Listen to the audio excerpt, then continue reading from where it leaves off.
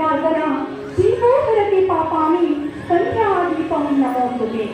ಜ್ಞಾನದ ಬಲದಿಂದ ಅಜ್ಞಾನದ ಕೇಡು ನೋಡಯ್ಯ, ಜ್ಯೋತಿಯ ಬಲದಿಂದ ಸಮಂತದ ಕೇಡು ನೋಡಯ್ಯ, ಸತ್ಯದ ಬಲದಿಂದ ಅಸತ್ಯದ ಕೇಡು ನೋಡಯ್ಯ, ಪೌರುಷದ ಬಲದಿಂದ ಅವಲೋಕದ ಕೇಡು ನೋಡಯ್ಯ. ಅಜ್ಞಾನವನ್ನ ಹೊರೆ ನೋಡಿ ಜ್ಞಾನ ಜ್ಯೋತಿಯನ್ನ ಜೀವನು ವೇದಿಕೆ ಮೇಲೆ ಜ್ಯೋತಿಯನ್ನ ಬೆಳಗ್ತಾ ಇದ್ದಾರೆ.